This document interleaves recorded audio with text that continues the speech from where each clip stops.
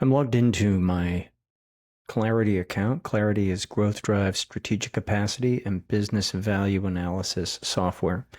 And this is how you would start to work with a client.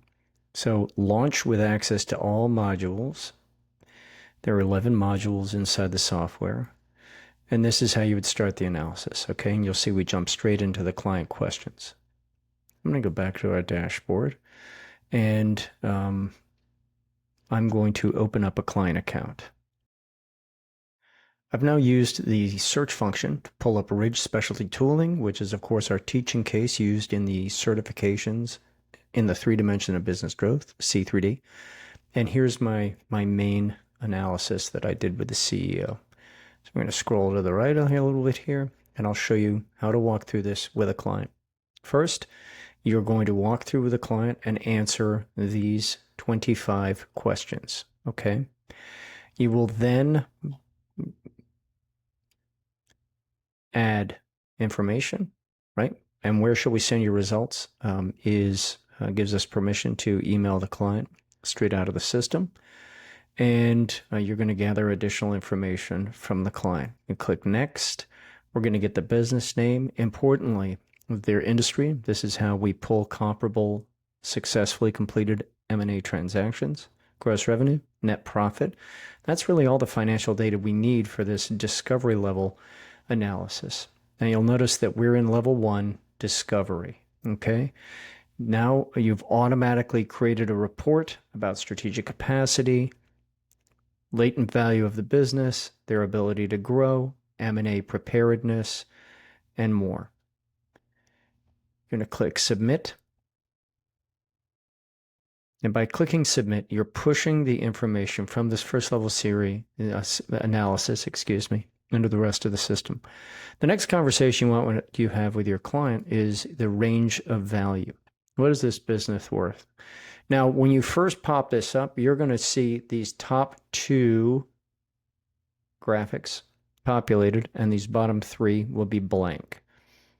This is the 30 million. This is the value of the business at the top end of the range of multiples with high strategic capacity, right? As we tease right here. This is the transferable value of the business using market comp calculation of value. So we're educating the client about the difference between the latent value, the value of the asset they've created, and the amount of that they could monetize. And the difference between the two is due to strategic capacity. Strategic capacity is a measurement of the business's ability to predictably and sustainably grow profits and cash flow. Predictably and sustainably grow. This is the private capital markets perspective. They, of course, want to have high confidence in a business's ability to predictably and sustainably grow free cash flow going into the future. And based on all the answers that your client gave you in level 1, we will predict that after completing due diligence, so the LOI, right, might come in at $30 million, but after completing due diligence, which is simply an assessment of risk, when we net risk, the cost of risk out of this, the price that would be paid is $12 million. Okay. Now to populate these two, these are discounted cash flow looks at value. Now this is if you're preparing a client to create an oil well or to prepare for a successful sale to a third party, private equity, etc. These are the numbers you'll use for an internal transfer, for an ESOP, etc., where your client is going to end up borrowing the money from an outsider or is going to be the bank themselves. This measures the debt that the business can carry, meaning that this is the value of the business outside of a third-party transaction, okay? And we'll get into that, how to talk through it in more detail in the C3D certification course. How do we generate this information? By the way, 2 more looks. Here's what your business could be worth. Again, we're at market comp. So looking at successful transactions, we predict that in 5 years, this business could have a value of $66.5 million, assuming it grows revenues at market rate and increases or maximizes strategic capacity. By the way, we never report on 100% strategic capacity. We report on 85, right? And that's under an understanding that there's no such thing as a perfect business. Here's your current latent value, transferable value, or M&A price. We have a different conversation that you can have here in using what we call the 9-square. There we are again, the value of this asset. And if we look at strategic capacity and break it into its two component elements, growth capacity and value capacity, and we track those on the X and Y axis, you can see that this transferable value of 16 million is somewhere in here. Okay? Makes sense? This is designed so that you can explain to a business owner that they can have a business with latent value of $30 million that is worth nothing. Why would it be worth nothing? Well, imagine if it's deeply dependent on the owner, deeply existentially dependent on the owner, and that there's litigation going on between the shareholders, and you can see how you would very quickly, no one would pay you $1 for this business. It's unsellable, okay? Important conversation. Lots of explanations down here. Now, to populate the discounted cash flow calculation of value, we obviously have to add some additional information. This information can be pulled from the financial reports for, in this case, 25, 24, and 23. We fill in this information, you click submit, and you calculate discounted cash flow. Also, very important, how fast can you afford to grow, right? So if we have growth projections, but that'll gobble up all of the cash, we should plan accordingly.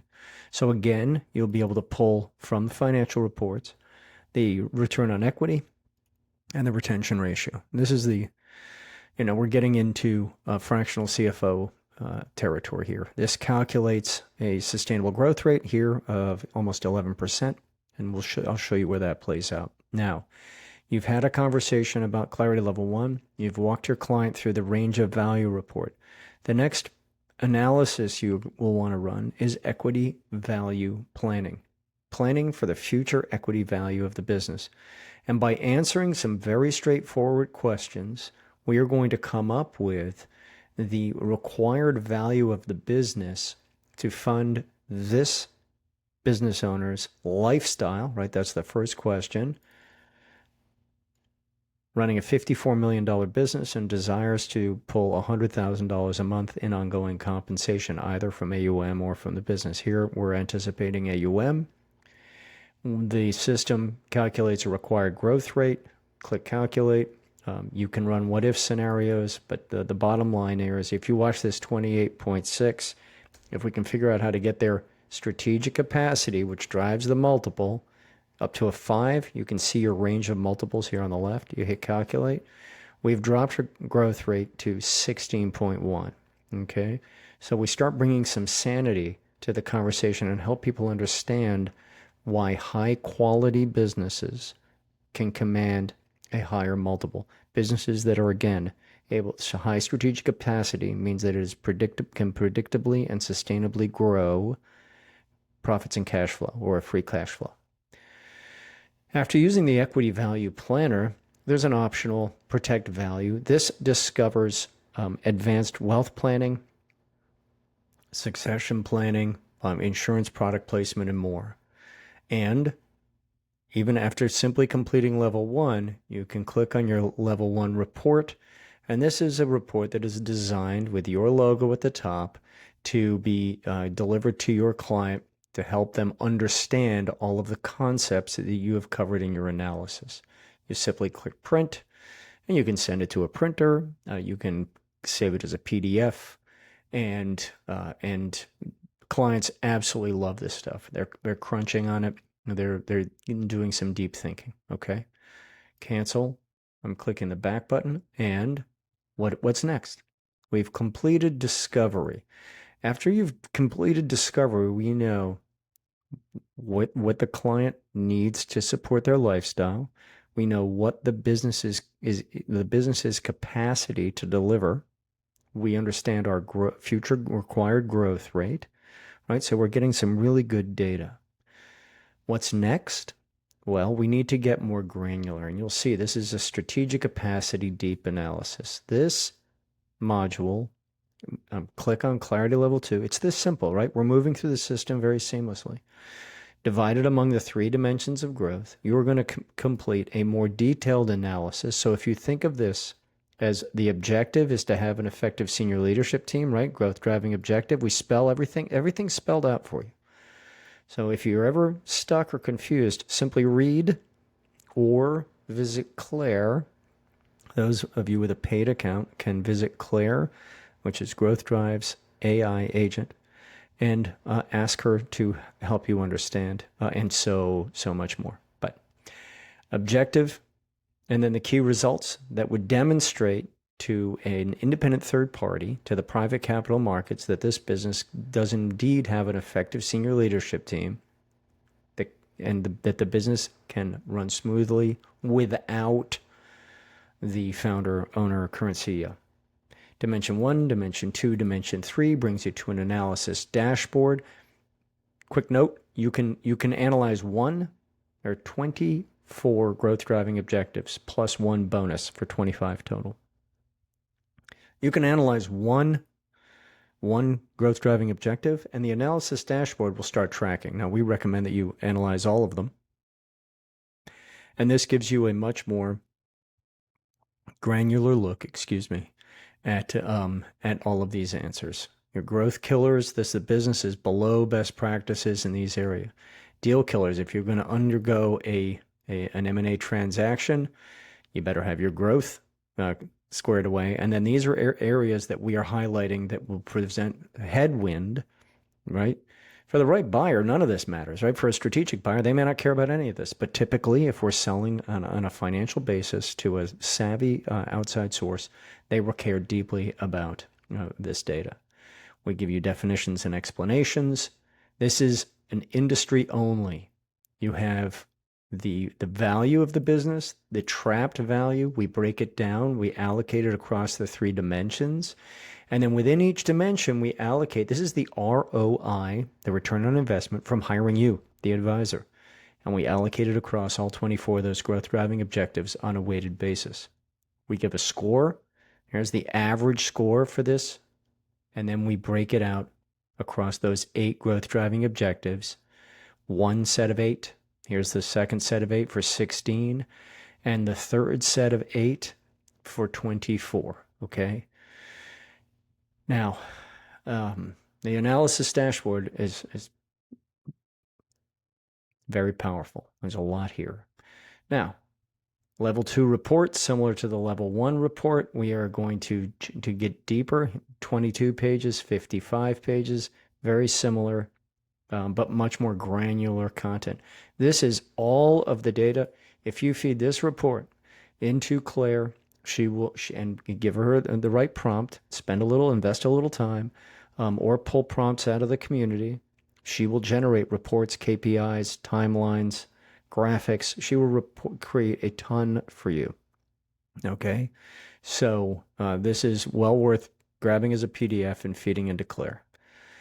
Now, simulator. Now we get into growth planning and execution. Well, if we're going to plan, we need to have projections looking into the future. What is possible? And we need to have execute guidance. How the heck are we going to fix all of this? No problem. Simulator, which is pulling from that this financial data module, okay, is feeding it. You familiarize yourself with this current transferable value, the industry growth rate, your historic growth rate. So we're already having why are you growing 9% or a little over 8% more slowly at half the rate of your industry? There is a ton here. How much do you plan to grow? This CEOs will say, well, we're going to grow at 20%. Well, we know that they have a history of growing at 8%. So how are you going to grow to 20? What's going to change? And if I scroll down, this all plays out. You remember that, how fast can you afford to grow, right? We're pulling that information from the financial reports. Well, here we're starting to predict the ability into a future. And we can look at charts. These charts are dynamic. So we could say, okay, well, here's your, if you click on them, you'll blank them out. Here's how you've grown, and here's how fast you can afford to grow. The good news here is that they can afford to grow, okay, because they'll have enough sufficient cash. However, if we go with their manual input rate, which was pulled from their equity value planner, you can see that here they need to grow to 189 and can afford to grow to 90. Let's have a conversation. How are we going to fix this gap? Where are we going to get the capital? Okay, if you have a calculator, you can figure this out. Do the same across net income, and then we get into value and looking at this through a couple of different lenses. Your current strategic capacity, if we increase strategic capacity by 10%, which is a challenge but doable, right? Here's the impact it'll have. Here's where you will grow to. And we putting them all together in this chart 5. Chart 5 combines all of his thinking. And of course, you can blank these out, highlight them, look at one thing in particular. Okay, well, I have to grow to 28.8. And my SGR, if I can increase, let's blank the rest of these out. I didn't mean to blank that out. Okay, so we're going to get close, but it's $14 million of value delta. Okay, you can imagine the conversations you can have. And when you've been working in here, we click submit, and there we go. We cinch it down. This is a link back to the equity value planner, to the strategic capacity and price, and these are what if scenarios. What if we increase strategic capacity by 5%? What if we increase tab? What if we increase, what if we grow by, what did we say, 30%? You notice that we actually limit this, so because, irrational exuberance. That is, there was one more area to look at. The execute guidance. What are we going to do? Hey, we need to create an effective senior leadership team. That's the objective. The key result is to give the shareholders have created time-bound goals for the business, which are shared with the senior leadership team, right? If the senior leadership team doesn't know where the bus is going, kind of hard for them to get the bus to the destination. Transparency is incredibly powerful. If you click on, you might ask yourself, how am I going to do that? You click on guidance, and you get guidance right here. You can copy this content, put it into a Gantt chart, a plan, a client deliverable, etc. Or, again, ask Claire. With AI, the sky's the limit. One last module to highlight is the leadership module. And this is, how do we allocate? You remember the 24 growth driving objectives. How do we allocate primary? Okay, of course, the senior team is accountable for all 24. But to whom do we allocate primary accountability? And what we're doing is dividing these 24 growth driving objectives and assigning accountability across 4 functional areas: the executive, financial, operations, and revenue generation. And we've nominally put them under the CEO, and we define the fundamental role, and we explain. We put it into the CFO and define the fundamental role and explain. Now you have dimension 1. This is the level 1 analysis, and this is the level 2 deep analysis. You have them called out by dimension. Here we're calling out by rank, with 4 being the best and 1 being the worst. And here by score, right? We have enough information to create scores. So this is not a score of the executive. This is a score of this functional area. And that's because this assumes an ideal world, and we do not live in an ideal world. So you'll see that you'll have people holding themselves accountable for one reason or another, or being held accountable for objectives that are probably outside of their typical operation. Same for operations, same for revenues. Okay, this is a great way to start allocating accountability in a plan based on functional area. And then imagine you're saying, okay, let's pick on the CFO.